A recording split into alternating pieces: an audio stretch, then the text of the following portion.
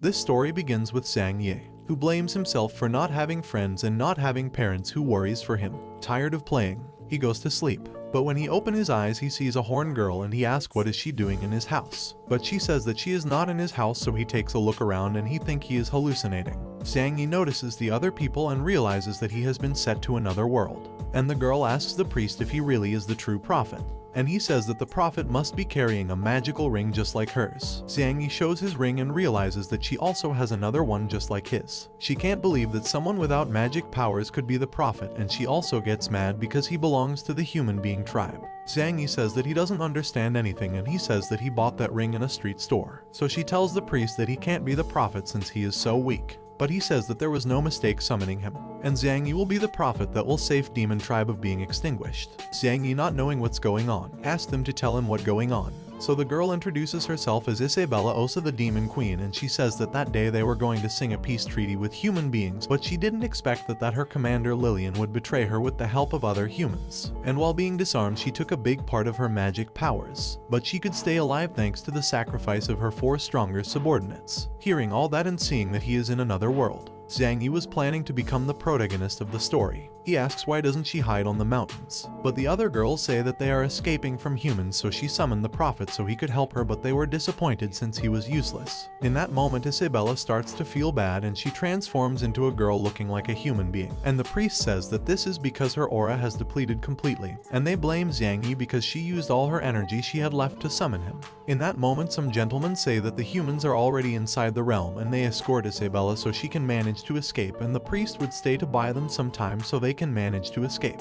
Isabella tell him to escape with them, but the priest is already preparing them to teleport. Isabella, crying, tries to take him, but he already took them to another place. In that moment, the door is destroyed and Tal's Angus appears asking where the Demon Queen is. But she was already gone and planning to take revenge, so they decide to flee for the moment. But they were attacked on the back by the humans, and the girls are planning to sacrifice themselves so she can escape. Zhang Yi promises that he would protect Isabella, so he grabbed her by hand so they could escape.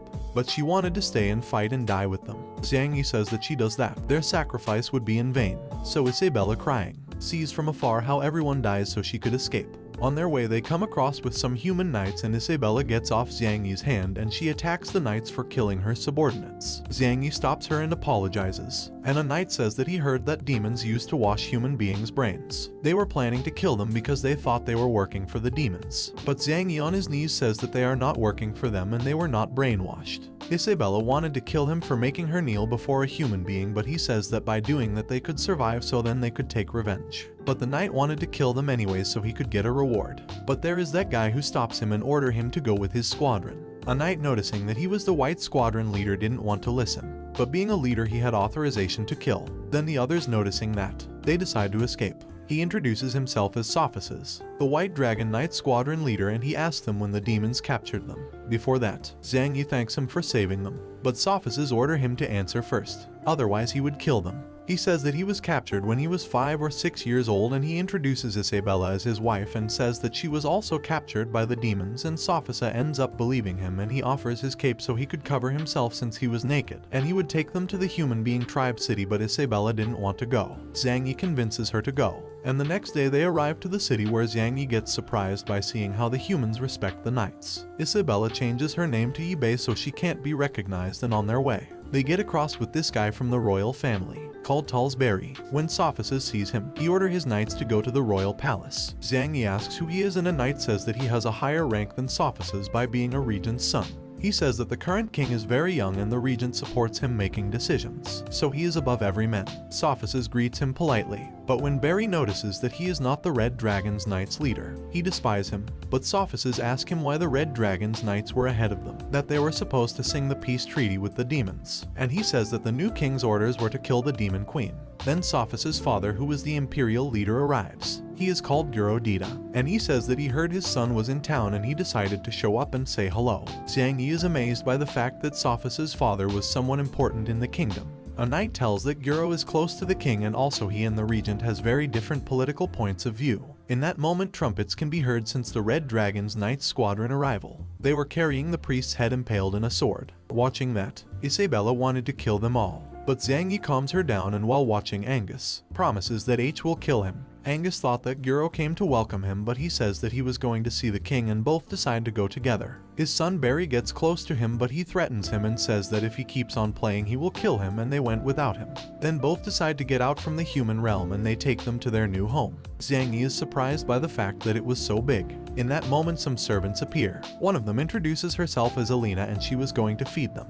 But Isabella asks why Sophices is being so nice with them even when he barely knows them. On the other hand, these two presents themselves before the king, who was just a boy, and he congratulates Angus for having completed the mission he assigned to him.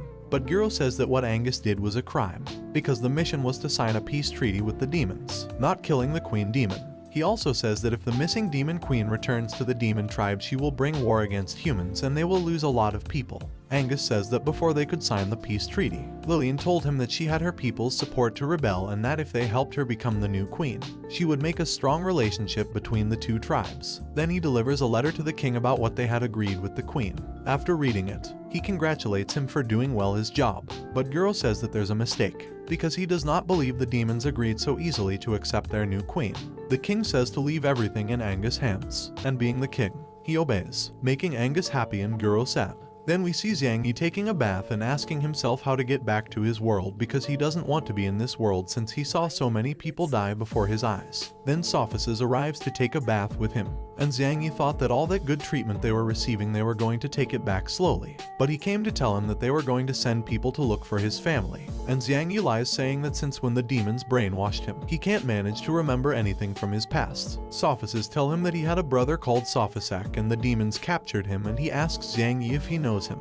But Xiang Yi says no, because there were a lot of human slaves in the demon's tribe. Sophices gets sad, but Xiang Yi cheers him up by keep talking, and Sophices says that Lillian became the new demon queen, and then they keep talking about how his father and the regent aren't getting along.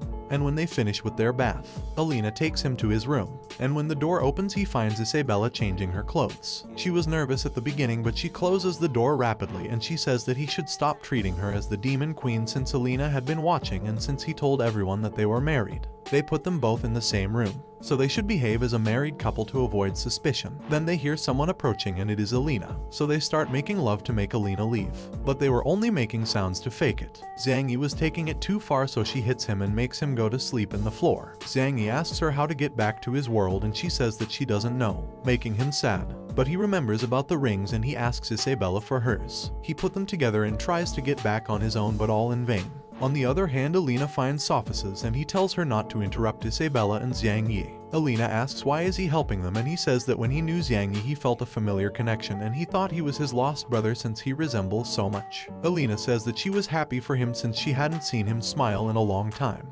Sophices throws her in bed and as reward he ends up making love with her. The next day Xiang Yi wakes up and Alina gives him new clothes. She realizes Isabella is not here, so she goes outside and tries to find her. She found Sophices training with his bow on her way and she is amazed about how good he is. Then she saw Isabella as well practicing and she is blown by how good she is. She lost her powers but not her abilities. Then Sophices invite them to eat, but Xiang Yi wanted to leave the human kingdom and says that he doesn't want to bother. Sophices say that there is no problem, that they can stay and live in his mansion forever, but Isabella says that they want to manage by themselves and they didn't want to bother anymore. Sophices say that they cause no trouble and he can find a job for them in the kingdom, but Isabella says that she rather goes back and work for the demon tribe than working for them. In that moment we see a story when the humans were terrorized before because they were weak. Then tired of that, they reached out a powerful dragon to protect them. The dragon accepts, helping them with everything. As a sign of gratitude they use the dragon as a deity, creating Dragon Knight squadrons of different colors. We focus on the White Dragon Knight Squadron,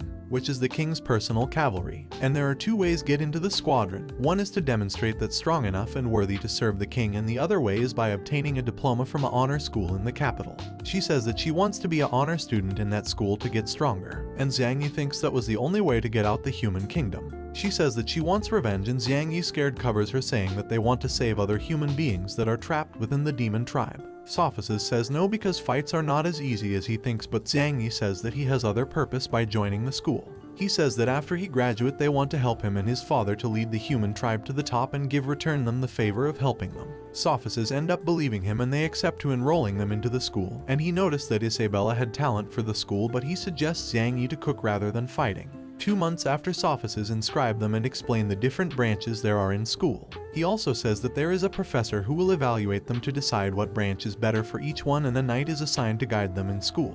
Before he go, he says that if they don't manage to pass the selection test, he will take them back to the mansion. Isabella and the other one make fun of him, but Zhang Yi is intended to pass the test. In school on the melee branch, Master Mike Yasa was going to teach them a technique, and this guys ask him to show the technique before everybody. Mike gives him a rock and asks him to hit a statue with all his strength. He destroys the statue a bit and Mike asks to show the rock, but it was already destroyed. Mike says that in order to learn the technique, he has to attack with all of his strength, but the rock must remain intact. The guy says that it is impossible. Mike grabs a little bird and with all of his strength he destroys the statue, and he demonstrates that the bird is still alive. His students are amazed and are asking to themselves how he did it. Zhang Yi surprises him and the knight introduces them as students who are going to take the entry test. Mike asks if he wants to join his branch, and getting angry he activates a fierce power, scaring them all. But he realizes that Isabella didn't get scared and he proposes her to join his branch, but she refuses since she wants to join the magic or sword mastery. The knight thought that Zhang Yi was also fine, but after he touched him he ended up fainted because he couldn't hold the Mike's fierce ability. He wakes up after a few moments and he is told that he failed the test. Zhang Yi was happy about it because he didn't see himself training for that every day.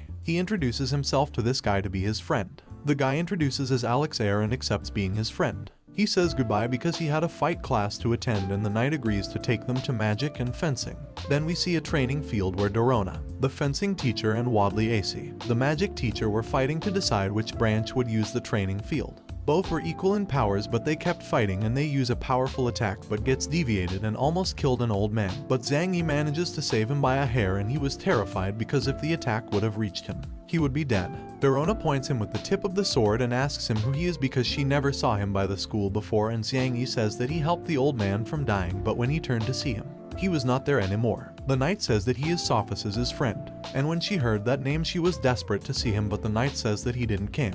And angrily she asks why they were there in her branch. He explains that they are new students and they came to take the entry test, but before that they are going to measure their strength. Ac gives them a sphere to measure his strength, and Zhang Yi, not knowing what to do with the sphere, he asks the knight and he starts explaining. He says that the sphere reveals how much limit power there is inside each person, and that limit power is how strong can a person be with training. If their power limit is low in both magic and fencing, they will be rejected. Isabella grabs the sphere, and when Dorona notices that there is not any shine representing her power, she was going to reject her, but in that moment the sphere starts to shine with a strong light. Everybody is surprised by the fact that she had so much power, and AC asks if she had learned magic before, and Isabella says yes, but for any reason she lost her magic. AC accepts her into the magic branch, but Isabella goes to the sword and she says that she is hesitant between magic and fencing. Dorona underestimates her, saying that she wouldn't make it to her branch, but Isabella tells that she studied fencing abroad and she wanted to take the test. She accepts and sends Barry to fight against her as a test. And before they start fighting, she explained the rules, and one of them is that they can't use all of their limit powers, and after the whole explanation Barry starts attacking them. But Isabella avoids his attacks easily and Barry continues attacking her, but no attacks manage to reach her. Isabella gets close with one attack and uses an incredible ability to make him get back and making him angry, so he uses his limit powers and attacks. But this guy called Legend stops the attack, saving her, and Zhang Yi thanks him for saving his wife, surprising everyone there by letting them know that they are married. Dorona gets mad with Barry for using his limit powers, and on the other hand she presents her most powerful apprentice, and he was eager to see him as Isabella fight partner in the future. Dorona asks if her abilities were learned from Makia, and her answer was yes, surprising everybody because Makia was known as the sword god. Dorona sees that she is very strong and accepts her as his student, but AC says that she is her student,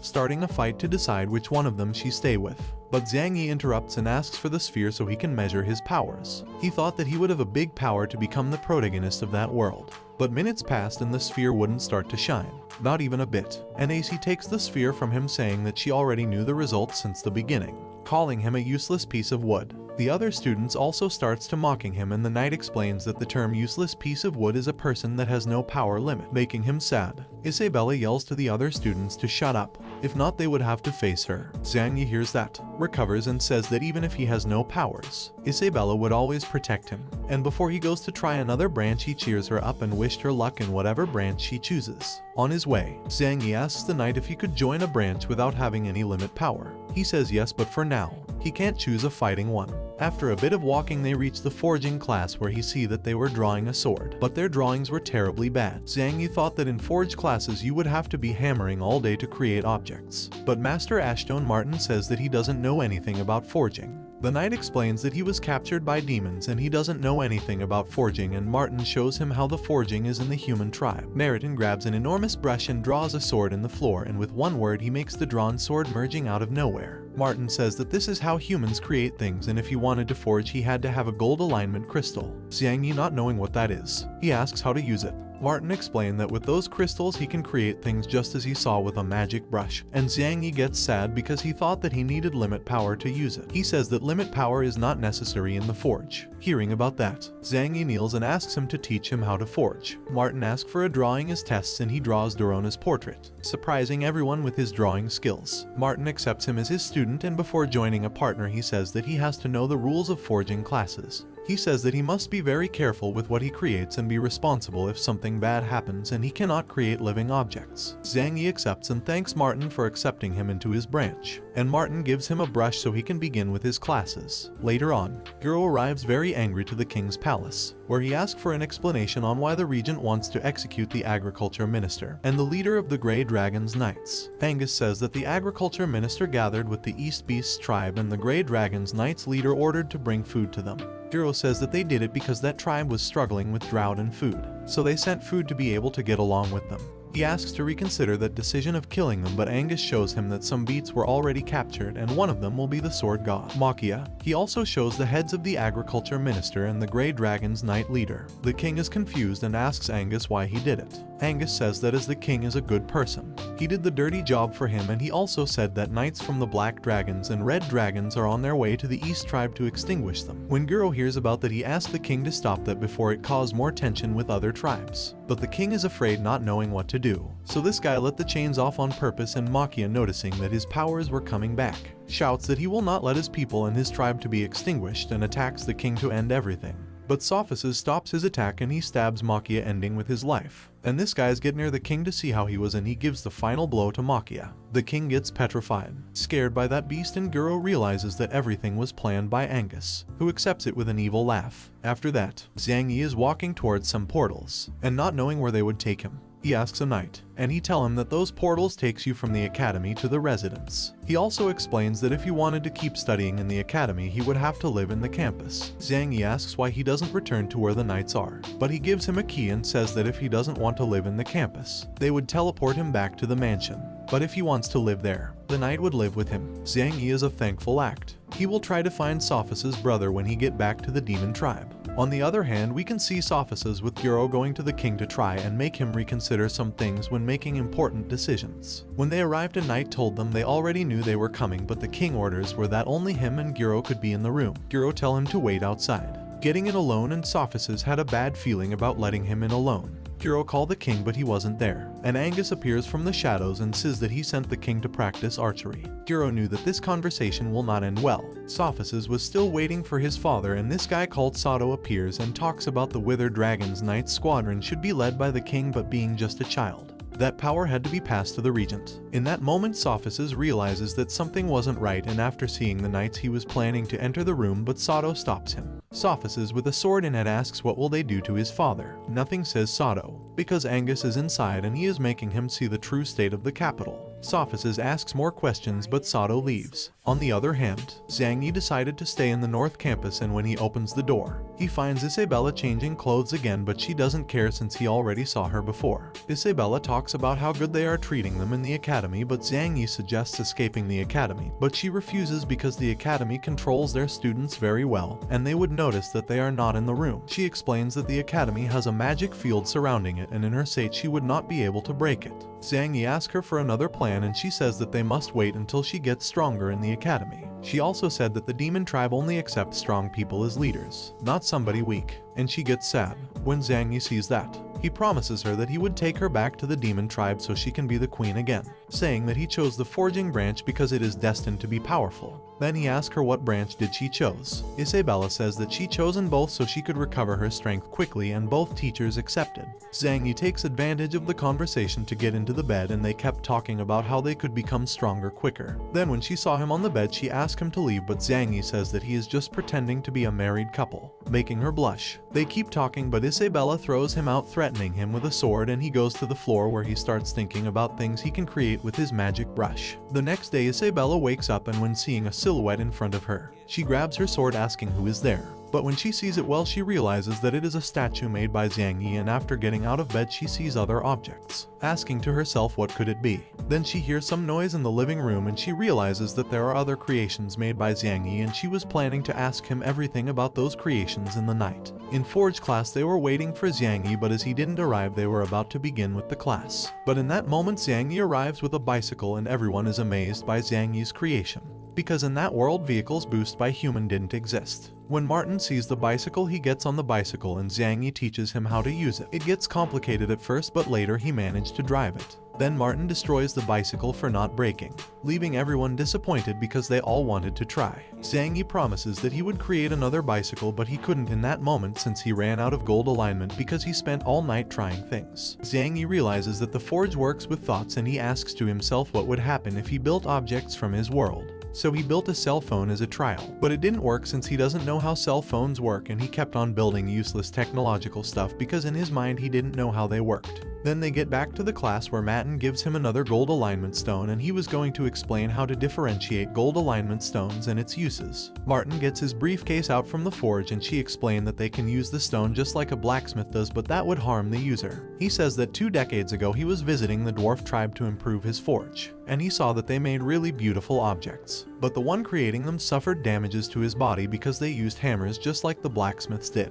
After Martin's big research, he realized that they could use the stone in a very little form by embedding it into the brush and drawing objects to be created out of nothing. Zhang Yi doesn't understand completely, so he asks Martin where the gold alignment stones come from. Martin says that they form inside a mine in the capital's border, but the problem is that a powerful golden dragon lives there. The king used to send the Purple Knights squadron to collect them, and they would refine the stones and sell them to finance the military. Martin says that each stone cost 10 golden coins, and everybody is shocked by that because they were too expensive. Zhang Yi doesn't know what 10 gold coins worth, and one of his school partners explains that 500 people can be fed with 10 gold coins for a month, scaring him because he used them deliberately. Then Martin says that that's the lesser range stone, and he shows them a range of stones going from the lesser ones up to the better ones, which can reach a price of 50 gold coins. Then he explains that stones differ by color, like the red one which uses fire as base, but they worth up to 500 gold coins. Then he gets his magic brush out and he explains the limits of his lunar stone and how rare it is. He is the only one who has one in the capital. Then he tells a story about when he was young studying the forge with the dwarves, but they weren't as sociable, but later on they acknowledged him by realizing how determined he was. The dwarves had 4 lunar stones, and they gave him one of them as a reward for obtaining many achievements. With that stone, Martin built the walls protecting the capital and explains that the power of a lunar stone is infinite but has a price, and that is that extracts the user's consciousness. One of the students says that this side effect must have not affected the master because his looks pretty healthy, but another student points towards a photograph where you can see a handsome guy, and that was the master 10 years ago. And the students are in shock by that because now he is bald and ugly. On the other hand, Sophices is with his father, but he arrived home very upset, saying that everything was over, worrying Sophices for what they could have done to his father. On the other hand, Isabella was training fencing, and by the end Dorona congratulates her for training more than the others. But she felt bad because she got tired easily because that didn't happen when she had all of her power. Then she goes home and she finds all these stone sculptures of both of her masters, and she realizes that they were made by Zhang Yi.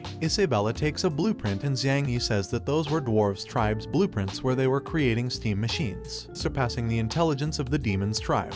Isabella kicks him and warns him about creating too many things, otherwise their identity would be exposed. She also scolds him for creating a sculpture of her and her masters, and thinking about what disrespectful things he could do with them, she hits him even more. The next day he was happy because the steam machine worked and he could create a powerful mecha. Then he see that his fellow students were gathered in a place, and one of them says that Master Martin went into the gold alignment mines, and that was because when they went to buy stones last night, the prices were too high. Martin tried to convince them to sell them at a normal price, but they didn't want to because they needed a lot of money for military services. So an angry Martin went on his own.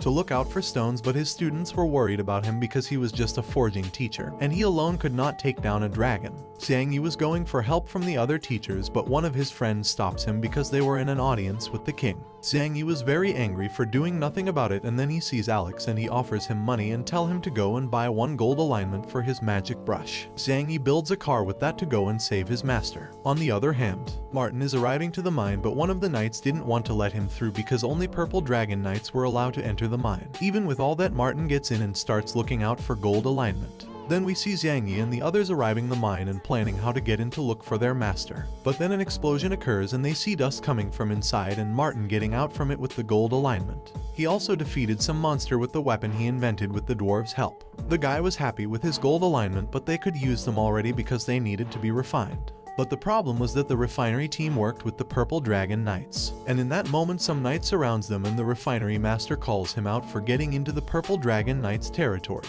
Martin also calls him out because those monsters weren't that strong to justify the price increase of gold alignment. The guy says that it was not his business and give the order to kill them so they could take the gold alignment. But Isabella together with Martin and Alex were defeating almost every one of them, but the refinery master steps in attacking Alex, but Martin protects him and his weapon get destroyed. That guy uses a special slime creating many clones and he planned to attack them, but Zhang Yi had finished his creation. Zhang Yi is completely covered by the rocks and the refining master attacks the others, but Zhang Yi inside the rocks neutralizes him using a powerful attack.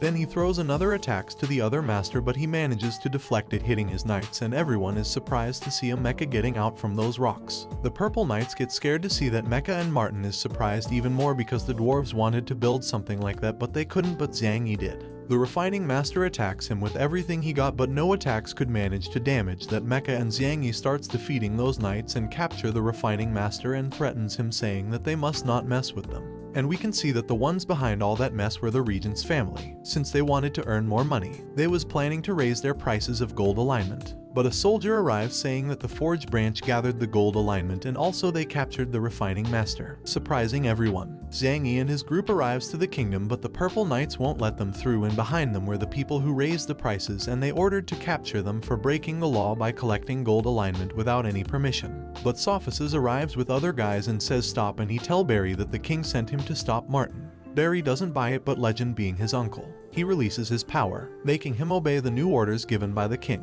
But this also affected Zhang Yi, which ends up being amazed by that enormous power, being just his nephew. Legend warns him not to be so careless just because his father is the regent, because for Barry he was only a piece of trash. Dorona also scolds him for not going to class, and Martin asks offices to arrest him, but he denies because the king never gave that order since he cares so much about him. Zhang Yi thanks offices for helping them again, and he told him not to do that again because he doesn't want to see him die. On the other hand, AC tells Isabella that she picked her to represent the magic branch in a festival. But she fights again with Dorona because he also wanted her to represent the fencing branch. Sophices asks Zhang Yi to go with him to the palace, and once there they talk to the king about the gold alignment price increase. In that moment Angus arrives informing the king that he discovered that the Purple Knight's leader is increasing the price of gold alignment. He also said that he already punished him and suggests the king that the Forge branch should be in charge of collecting gold alignment stones. Everybody is surprised by that, and the king asks about the military budget. But at the moment he suggests that the White Dragon Knights should handle it.